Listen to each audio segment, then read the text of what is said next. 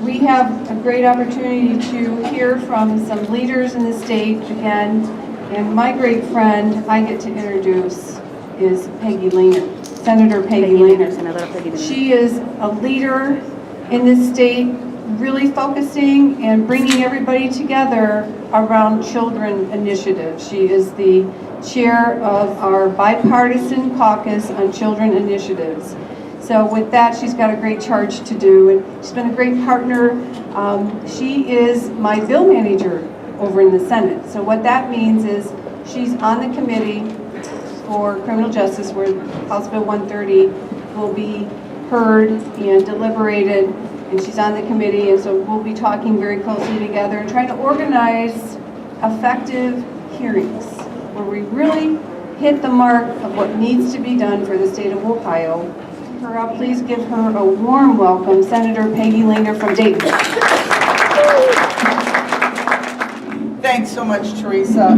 You know, one of the things that I have learned in my years in the legislature is that complex issues, the Justice Committee, and he tells me that he is making every effort to have sponsor hearings next week on the 14th in the Senate. Woo!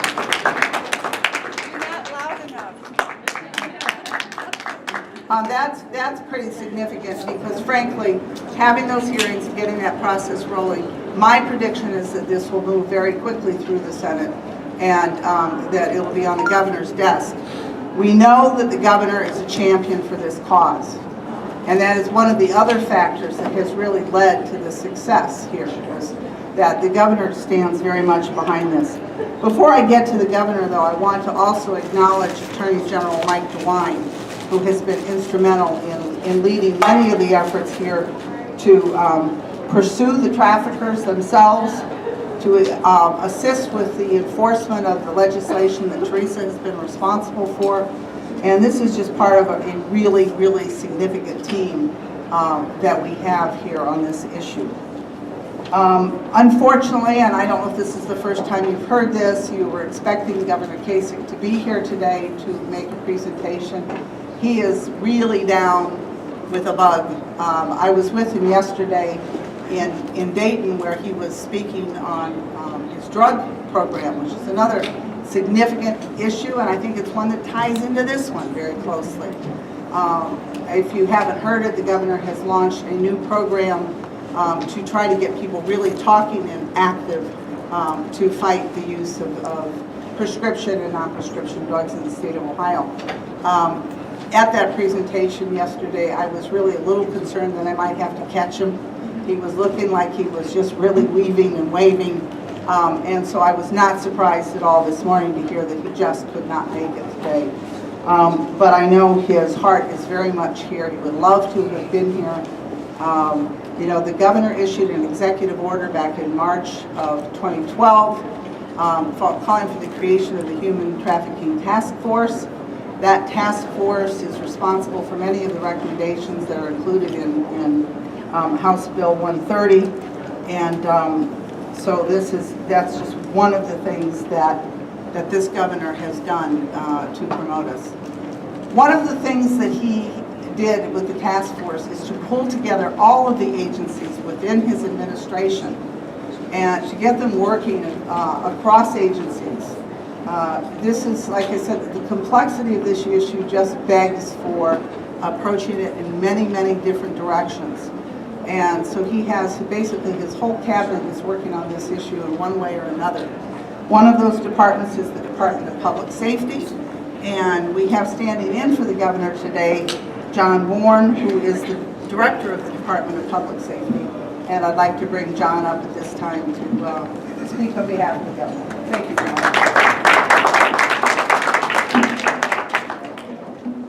Senator, Representative, and the distinguished guests, it is my honor to represent Governor Kasich today on this critically important issue for not only everyone in this room, but for the future of Ohio.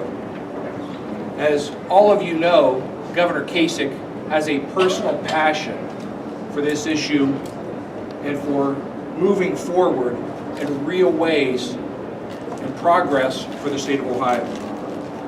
You know, today, think about this as we say it. The estimated number of human trafficking victims could fill a large gymnasium in an Ohio high school. Think about that. A large auditorium for the number of human trafficking victims. And as Governor Kasich would say, every person is a child of God with inherent and infinite value.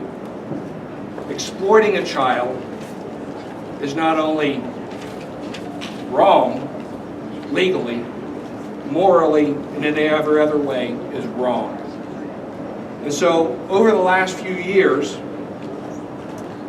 Ohio has made some significant strides in the effort to combat this terrible crime and practice. But it's a beginning. The strides we've made in Ohio have only been a beginning. And as the senator said almost 2 years ago, with Representative Fedor's leadership in the legislature, Governor Kasich signed House Bill 262. The bill raised penalties on human traffickers, offers victims protections that they didn't have before, and took steps to raise awareness on the issue.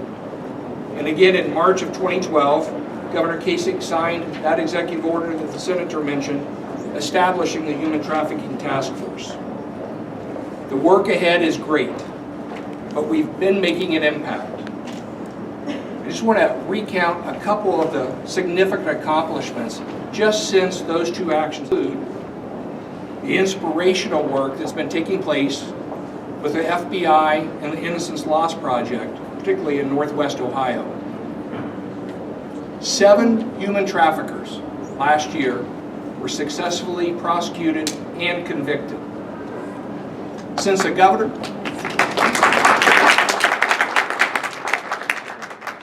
just a few months after the governor made his first announcement about this initiative, when I was the superintendent of the patrol,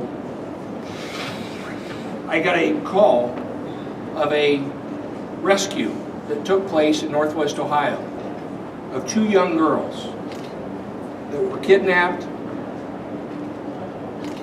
taken to Michigan, across state lines from Kentucky through Ohio. When one of the girls escaped, was able to signal for help. Troopers later found that truck driver, who is now in prison.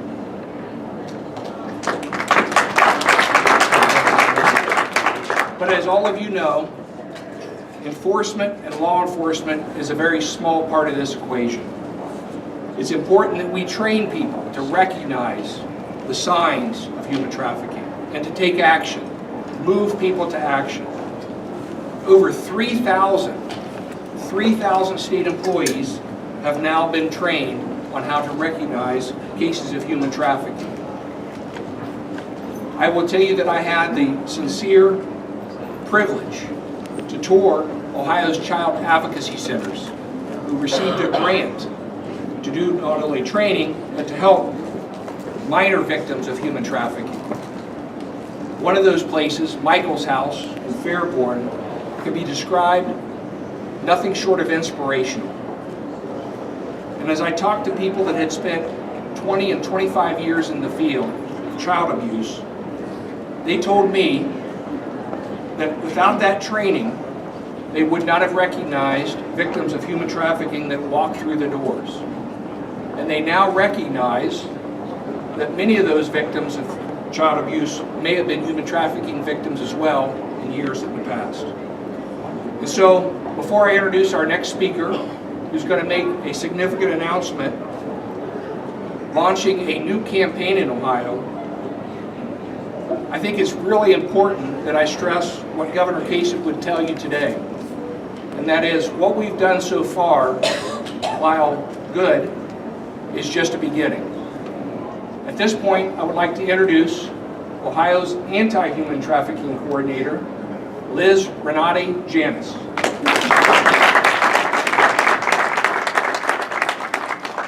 All right, so on behalf of Governor Kasich, I am absolutely thrilled to announce that today Ohio is launching a statewide awareness campaign to raise awareness about human trafficking in the state of Ohio. We want everyone to know that this insidious crime happens throughout our state in rural and urban areas, and And over the last year, we've worked with the impact group of Hudson, Ohio, to develop these materials. As you can see behind me, the messaging that we've come up with is human trafficking is Ohio's tragic reality. This came out of months of work with focus groups in Toledo, Cleveland, Columbus, and Cincinnati. We met with regular folks who expressed that they had little knowledge about human trafficking, and with the survivors right here in Franklin County's own catch court to come up with this messaging. All of the materials that we are launching today will be available to the public at the website you see here, humantrafficking.ohio.gov. We are so pleased and excited about this effort in which we're going to be able to raise awareness of the general public. Trafficking happens here in Ohio. It happens here in Ohio, and there's something that we can do to stop it. Something that was really important to us was that we came up with messaging also that connected with survivors. Afterwards, you'll be able to see some of the materials over here on the table that we came up with aimed directly at survivors in their own words. So this poster right here says, "Sold for sex in Ohio, get informed, make it stop." This will be displayed all over the state. I'm so pleased to announce that over 60 state agencies, boards, and commissions have already agreed to partner with us to get the message out all throughout the state. In the month of January and all throughout the year, we will be providing this messaging through social media, and billboards, and our STD and TB clinics throughout the state, and all of the deputy registrars in the state on the monitors. The Ohio Turnpike Commission is going to be partnering with us to place the posters in 14 service plazas along the Ohio Turnpike, and we will use the materials on the poll booths, so we're really excited. The Department of Public Safety has already printed over 5,000 of these materials, which are available to the general public. If you want some posters, let us know. First come, first served. The Department of Youth Services is going to be using these materials regularly in their youth facilities, and will be hosting an awareness event with youth to help them understand what trafficking is and how to help their peers to avoid being recruited. We're going to be using these throughout the state in our rehabilitation and corrections facilities. The Ohio Department of Jobs and Family Services is going to be using the labor trafficking messaging in the farm workers bureaus all throughout the state, farm workers program offices, I'm sorry. Our licensing boards for health professionals, the nursing, medical, and pharmacy boards are teaming up in a joint effort to reach your licensees with the campaign materials. I am so grateful to the assistance we've had from the Ohio Hispanic and Latino Affairs Commission in translating the materials in Spanish. Those will be available on our website in the coming weeks, and we encourage you to use those. We hope to have those available in other languages as time goes on. The State Library of Ohio is going to ensure that all 732 posters are displayed in all 732 of Ohio's libraries. And I'm really pleased that the Ohio Association of Food Banks is committed to use and distribute the posters in homeless shelters and soup kitchens across Ohio. This partnership only works if you guys take this out and take the message that human trafficking is Ohio's tragic reality. Some of the materials we produced include fact sheets, which help the general public understand what the signs and indicators of human trafficking are. We encourage you to use those as you're doing awareness events in your own communities. One other partnership I want to acknowledge. We really are going to rely on people throughout the state taking this and making this own. This was created by folks all over the state. This does not belong to any one entity. The task force is thrilled to be able to make these available to the whole state. One partnership we are excited about, the Cleveland RTA, the Regional Transit Authority, has agreed to use these in their buses, bus stops, and rail stops. So you'll hear more to come on that later in the month. So I just want to thank you so much for coming out today. I hope that you will take the time to view the materials on our website, and we will make a number of them available to you over here. Thank you so much. Thank you. And now I want to introduce a personal hero of mine, Franklin County Municipal Court Judge Herbert, Judge Paul Herbert. Today, from kind of the other side, I see what you're doing here, the laws you're enacting on Theresa's behalf and the other folks from Dayton, and then down in the municipal court, I get to see it happening. So let me give you just a quick history, and then I want to leave you with some hope and some encouragement about how great your efforts are actually taking place in real life. Number one, as a judge, I see a lot of things in court. In 2008, I started to notice that there was a sort of a disturbing thing going on, and that was that women were being sold and brutalized by individuals. And then they were getting arrested for committing a crime known as prostitution. Well, thanks to the support of the judges of the Franklin County Municipal Court, I looked around and said, hey, let's start a special court to see if we can figure all this out. We had a mental health court, we had a drug court, and I found that survivors or victims of human trafficking not only have those two components, but they have an additional one. They have a traumatic component that needs to be treated first and foremost above everything else. So we go at the trauma, we go at the depression, and we go at the alcohol and drugs that they've been a part of, has been forced on them. So we were able to start that, and then in 2011 you enacted your first human trafficking law, and then 2012 you came along and enacted the other law that was much more advanced, and I hear there's another one under the way right now. But really this kind of started my stump speech of when does a defendant become a victim? And so I go around all over the place talking to judges and lawyers, and I got the statutes right here. And a human trafficking victim, I don't know if you know this, or you care to know, probably not, but a human trafficking victim in Ohio is defined as an individual who's recruited or transported and then compelled to engage in sexual activity for hire. Now, engaging in sexual activity for hire is also the same language under the prostitution statute that's illegal.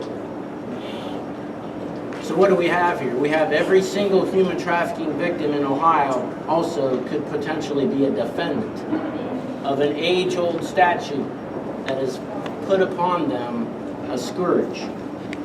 So because of the laws that you've enacted and support you've given, that's given me the platform with which to go forward and say, hey guys, let's start to figure out which is which. And I've been able to talk to people about this. And we have been working with our local officials now. And I was on the phone with Rick Pfeiffer. I don't think he's in the audience right now. He'll be there later on in the day. I was talking with him yesterday because we're doing some things locally on how to identify the scope of this problem. And we started out by saying, yes, maybe it's just in a couple of hotels and we got to clean those hotels up. And we did search warrants and other things to try to figure this out. And Rick Pfeiffer himself said yesterday, quote, this problem is everywhere. And in my court, I've got people from Dublin, Worthington, I've got girls from everywhere there is. And they're in that court, all with this same issue. So I also want to also let you know what the outcome of your work has been, and I hope that I leave you with some inspiration to keep the hard work up. Now, as a judge, I get to see it every day, so I want to share it with you. Part of what we do in catch court is we take the victims and we educate them as to what it is they've been through, so that when they become free, they're not just free physically and literally, but they become free psychologically from the imprisonment that they've been under. And so today, here in the audience with me, I'm extremely honored to have 5 representative graduates of the catch court, and let me just give you one sentence about each one. We've got Vivian here. She was our first experiment and our first catch court graduate. Today she celebrates 5 years and 23 days sober.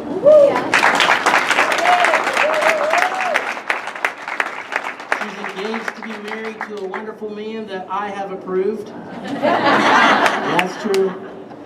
She volunteers in the women's prisons, and she works part-time for Freedom a la carte. There's Vanessa P. here in the audience, who now has full custody of her son, and she also has a full-time job at our courthouse.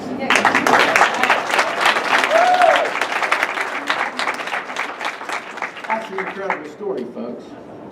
We also have Vanessa C. here, who is in college and on track to receive her degree, but she works now full-time at the very first government-sponsored home to treat human trafficking individuals right here in Columbus. her mentorship of these women will be critical to their success, and I hope that this model continues to replicate itself.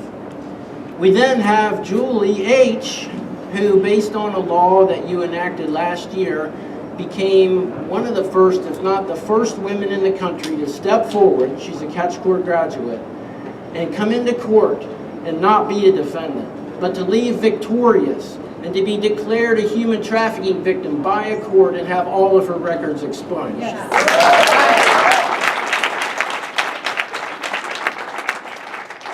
We also have Barb Freeman, who is a Catch Court graduate, almost or probably 5 years sober, and this year she just received the YWCA Woman of Achievement Award. And as you know, Freedom a la carte made all the food provided here today, and they employ 10 to 15 either current or graduated Catch Court women. So please, as Liz told you, if you haven't paid your money for your lunch on the way out, please give it to the ladies on the way out, which will only go to continue to help them. Now, I've been 27 years in this business now. And the reason I know that is because I put this tie on this morning, and I bought this tie when I graduated from law school. And you know what? It's back in style. And I've never seen any phenomenon like this. I've never seen a group of individuals like this. And everything that you do, I mean, they're graduating the program, they're getting jobs, they're volunteering, they're going to college, they're getting valid driver's licenses, they're paying taxes, they're being reunited with their families, they're giving back to their communities. It's way beyond just saving lives and not having new crime, folks. This is something that I can promise you. When you go into the polls, when you talk to people, please reach out. The more that you can do to help these women and girls and protect our women and girls, I can tell you that it's nothing but the best effort that you can give and that I can give. And so I want to thank you for having me here today and for your efforts in this great movement. Thank you.